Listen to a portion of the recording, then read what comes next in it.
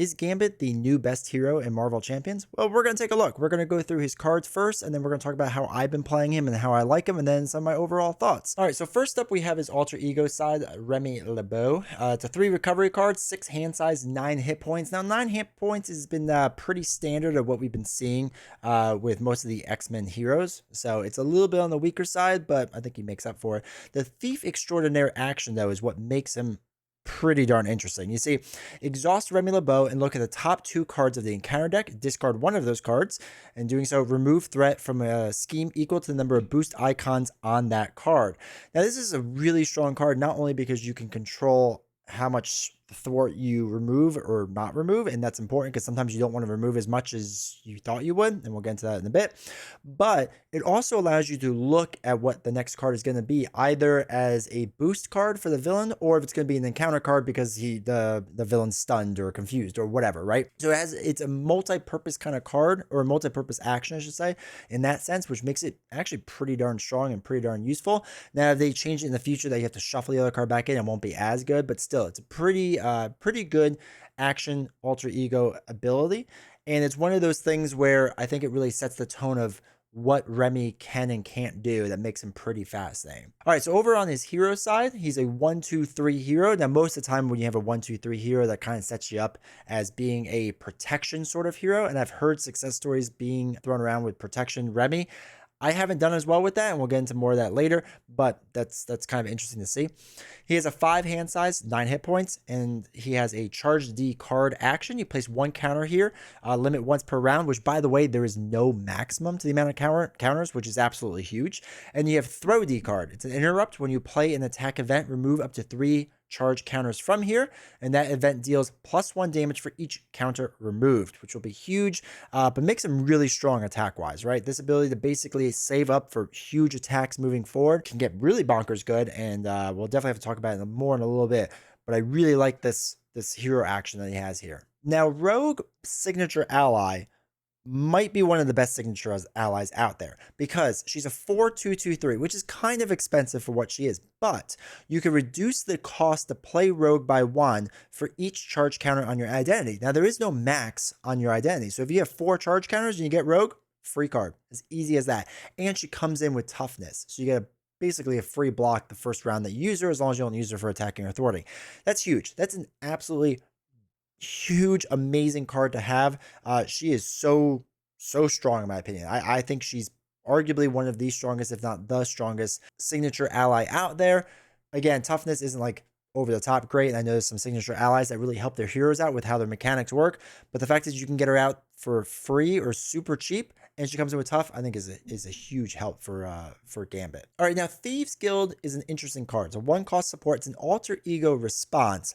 After you resolve your Thief Extraordinaire ability, which, by the way, just to remember, it's this one, right? Thief Extraordinaire, when you exhaust him and get to look at the top 2 cards. After you do that, exhaust the Thieves Guild. Remove 1 threat from a scheme, right? Doesn't have to be the same scheme, a scheme. If this removes the last threat from that scheme, draw 1 card. So there's a couple ways to work this card in there. You can either use Remy's ability and look at the top 2 cards in the encounter deck, and let's say you have, a 2 and a 1, right? And there's 2 threat left on the main scheme. Well, you might not want to use the 2. You might want to use the 1 instead, because then you can remove that last threat, with the Thieves Guild, and then let you draw a card, right? So that's what I was saying before, that it's not always the best idea to just use whatever the highest amount is. You have to kind of plan out, especially with cards like Thieves Guild, that let you work with that. Now, you can also use Thief Extraordinaire, let's say on the main scheme, and if you have a side scheme with just 1 threat left, you can use this card on that side scheme and then draw a card on top of it. Even if you don't draw a card, that's fine too. It still allows you to remove an extra threat from somewhere else on the board, which is pretty huge. It's a pretty good card. And I know a lot of people are already going to start worrying about, like, oh, it's on alter ego. Is this an issue? It's not an issue. Remy is going to want to be out there on alter ego a lot for the most part, and we'll get more into that later. All right, next up we have Gambit Staff. It's a 1-cost upgrade. And this is a fun card, right? Because it's a hero interrupt. When an enemy attacks, exhaust Gambit Staff, deal 1 damage to the enemy. So you have something like Ultron drones, and you have a drone out there and just has 1 hit point. It's an interrupt, so it happens before the attack on you, and you could just ping a damage on it. As simple as that. and that allows you to defeat that drone so it would never actually do damage to you if you're facing against a really weak minion. Same exact thing, right? The minion goes to attack you. You do this first if they only have 1 life or they only have 1 life left. It knocks them out before they even attack you. It can be really good. It's not an overpowered card by any means. Like if the villain's just attacking you, you can ping 1 damage off. That's nice and all, but it's not something that's going to be like super over the top strong, but it is a nice option to have. Next up, we have another 1 cost upgrade, and it's Gambit's Guild Armor. And this one's pretty interesting because Gambit, again, he's a 3 defense hero. So after Gambit defends against an attack and takes no damage, exhaust Gambit's Guild Armor to ready Gambit. Now, a lot of people are using this card for protection, and that does work well, I think, there. But if you, again, have a minion out on the table that's only doing 2-3 damage, you can exhaust, defend, not take any damage, use your staff to take or to give them a damage, and then use the Guild Armor to ready yourself back up. It's a nice way to not get too much of like a gang up effect on you, right? That, okay, you just have to worry about the villain. There's 1 minion that's out there. We're going to deal with them, but we're not going to get destroyed by them as long as they do 3 or fewer damage onto you, because you can ready up and then come back strong the next round. So it's a pretty interesting card in the way it works. It's not like overpowered, but it definitely does help with his baseline 3 defense. All right, so his 2 cost event charge card, I actually think is one of his stronger cards, right? A lot of people are going to be talking about Royal Flush, but this card is really interesting. You see, with this card, you deal 4 damage to an enemy on a 2 cost event. For this attack, if Gambit's Throw D card, which is the removing of the counters, ability removed at least 1 counter, it gains range, so it would also do 5 damage now. 2 counters, this attack also gains piercing, right? Not instead of also. So now it's piercing and range at 6 damage. And then finally, if you remove 3 counters, it also gains overkill. So if you're hitting a minion with tough and has 4 life, you're able to go through that tough and do damage onto the villain on top of it, which is really, really good, right? For a 2 cost card, it's 2 for 7, essentially, if you remove all 3 counters. I really like this card. This card, I think, is super strong and does a ton of damage. And for me, it was an easy way to kind of clear out the board with different minions on there and still being able to do damage to the villain on top of it. All right, so this is the big attack card. This is what most people are talking about, because there are some interesting things that you could do with this card, and we'll get into that later. But Royal Flush, it's a 3 cost event. You place 1 charge counter on Gambit. Now, just to note that when you go to remove charge counters for Royal Flush, you can't use the counter that's placed from here, right? Because the other one, removing the counters, is an interrupt, so it interrupts before this card takes place. So you have to have all 3 charge counters on, and then when you play this card, you get to put 1 back on, right? That's how this works. Just, I know some people are confused about that, but just so you know, that's how this works. Place 1 charge counter on Gambit, deal 0 damage, 0 damage, 0 damage. So if you remove 3 charge counters, it's deal 3 damage to an enemy, 3 damage to a different or same enemy, and 3 damage to a different or same enemy, right? This could be really good if there's a bunch of minions out there. You can start clearing out minions, or if you're just trying to, go after the villain really hard, it's a 3 for 9 damage card, essentially, which is really good. It's a really, really strong card. Probably one of the stronger cards out there. And again, because those counters, you just have to wait 3 rounds to basically get them on. It's not super hard to increase your counters. And there's no max, right? So you can go up to 12 counters and just start cycling through these cards and be able to do all this damage. Hey, really quick, do you like Gambit? Because if so, you should give this video a thumbs up to let people know that you really like Gambit. And, I guess it helps the video out too. You should just give it a thumbs up. It helps out a lot. I really appreciate it. Thanks. All right, next up we have Natural Agility, which was a card that kind of drew that got my attention, I guess, in the beginning. And it does well, but it's not great. So it's a 0 cost event. When you defend against an attack and you have a baseline of 3, you place 1 charge counter on Gambit. For each charge counter on Gambit, you get +1 defense. So if you have like 2 or 3 charge counters, you probably would take 0 damage almost all the time. Now, you pair this card up with something like Gambit's Guild Armor. Right now, you can ready him up. So you can use that card. It lets you put an extra charge counter on in that round, and then you take no damage and you can ready up. It's a pretty strong card in that sense, but it's not overly powerful. I wasn't able to build a protection deck, at least I wasn't, that was based around this card, right? I wasn't able to do that, but I was still able to use this card at key times where, I was going to take a big hit, and now I don't have to worry about it. And I get an extra charge on top of it to use later for charge card or for Royal Flush. I like this card for what it is, but I thought I was going to be able to build more around it, but I haven't been able to figure that out yet. Creole Charmer is a 2 cost event. It's an alter ego action, right? It's a thwart card.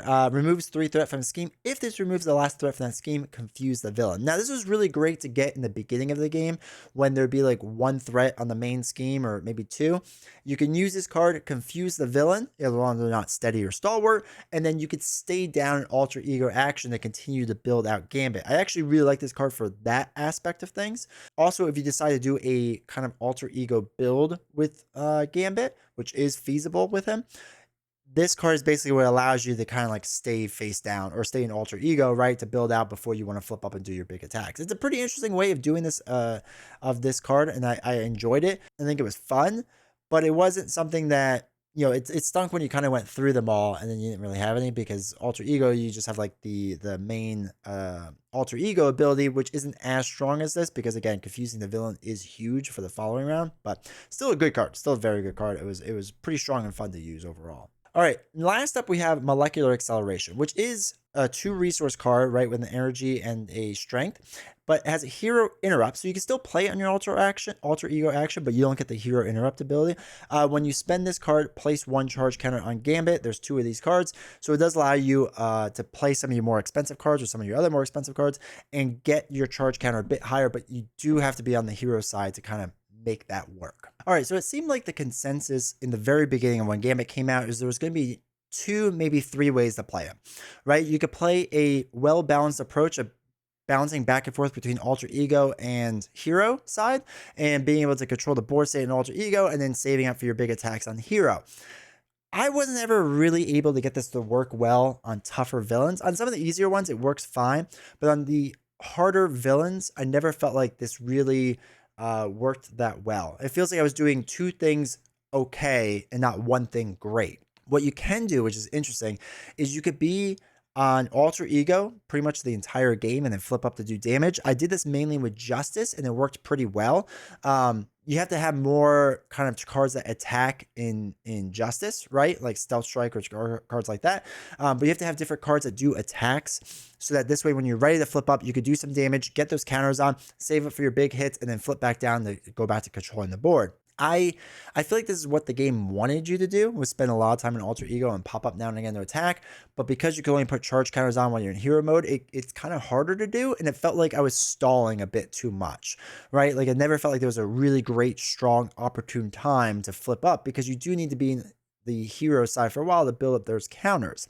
Now, on the other side, playing Gambit as aggression is bonkers good. And I want to kind of go into this a little bit more, but I think this is my favorite way to play him, where yes, I flip down to help control the board a little bit, but for the most part, I'm spending most of my time in aggression, face up as a hero, and I'm loving this way of playing him. Now, protection and leadership, I played a bit of them. I know people have done really well with protection and done it well. I feel like I haven't personally yet, but I do see it being there and being able to work out. Leadership, I don't think he really does anything special for leadership, so that's not really the way to go with him.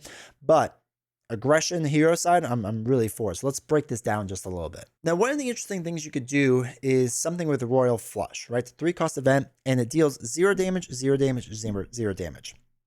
Now, what you can do is pair up a card like Warrior Skill. Warrior Skill is a 2-cost upgrade for aggression, and when your hero attacks, remove 1 warrior counter from here. That attack deals 1 additional damage. Now, the way the rulings work so far is it would do 1 additional damage for each of these, right? Because it counts it for the entire event, right? Not just for like one of those instances. So if you remove 3 counters, you now be doing 4 damage, 4 damage, and 4 damage, which is really strong. Now let's take it a step further, and you can use aggressive energy. So when you spend this card to play an attack event, that event deals 1 additional damage. Now again, now you can get up to 5, 5, and 5 for a 3-cost event. And now if you have to clear out multiple minions on the board, this makes it really strong. So there's certain pairings like this, and I'm sure there's more out there, but stuff like this is what kind of makes, I think, Gambit kind of a better aggression hero, and that makes him pretty interesting and dynamic to work with, and has been my favorite way to play him, because there's a lot more mods coming out there, modular sets coming out there that go kind of heavy on minions, because they are tough to control, generally speaking. And when you have Royal Flush paired up with these other either upgrades or resource cards or whatever, you can just do so much more damage on top of it, and it's really phenomenal to do. Now, I feel like the 2 main ways I've been playing Remy slash Gambit is either do a alter ego build where I basically stay in alter ego as long as possible, and then I flip up when I get some good attack cards, either from his kit, or I can use justice cards like Pivotal Moment, right, where you deal 2 damage to an enemy, or I'm sorry, to the villain, 5 damage if there's no threat in the scheme, right? And if I did my job in alter ego, I did that well enough where I should be able to do 5 damage. Stealth Strike and Concussive Blow are other 2 attack cards. They're not like super over the top powerful attack cards, but I think they're good enough that you could flip up, do some stuff with that, and then flip back down, right? Or, you know, back down the next round to do some interesting things there. So I feel like that's a good build, but I feel like you need to have those extra attack cards in there because you do need to build up your counters so that you can do massive amounts of damage later on in the game, where the only way you're getting those counters is by flipping up. So it's kind of like this weird, I don't want to say double-edged sword, but it is kind of like a weird thing to deal with. Now, I feel like doing things in aggression on the hero side is what I've enjoyed more, because I feel like his alter ego side is pretty good at, you know, keeping Thwart down, or at least in check. Maybe not way down, but keeping at least in check. And I might throw in an aggression card like Chase Them Down, where after I do damage on my hero side, then I can remove 2 threat from the scheme. Like stuff like that helps. I think if I pick minion or allies that have a good amount of thwarting ability, or at least some thwarting ability, I think that really helps too on the aggression side. But you could do so much damage by just staying up in the hero form, and then eventually using all your counters and all that fun stuff. There's so much damage that you can do that I almost want to be in this form all the time, because I could just either wipe the villain out or wipe all the minions out or whatever else. It's kind of, in my opinion, the most powerful way to play him right now. And it's really strong. Now, if they change a ruling later on with Royal Flush that you can't basically beef it up as much as we have been, then it won't be as good. But until they make that change, I really like him playing as aggression. Again, this doesn't mean that you can't play him in protection or justice. I think protection can be as good, if not better. It seems like a lot of people, again, are doing protection really well. I just haven't figured out. I'm just not a good enough protection player. But justice, I think, is fine. You just have to go in knowing that you need some justice cards that will do some damage on top of it, or throw in some justice allies that could do some damage too. I think that would help as well. So overall, I really like Gambit. I really like Remy. I think these last 2 heroes, while I haven't done Rogue yet, or I haven't done the review for Rogue yet, I really like where this cycle has ended. I think Storm, I think Wolverine are both phenomenal heroes. I think Gambit is as good, if not better, than I thought he was going to be, and I have high hopes for Rogue. I think I think when it's all said and done, she's going to be very good as well. Now, let's say I kind of sold you on the idea of Gambit and aggression, and you want to watch a video of it. I got one right here. It's not the best video in the world, but it gives you a rough idea of how strong he can be. And if you made it to this point in the video, do me a huge favor. Hit subscribe. I really appreciate it. It really helps the channel out. See you all next time.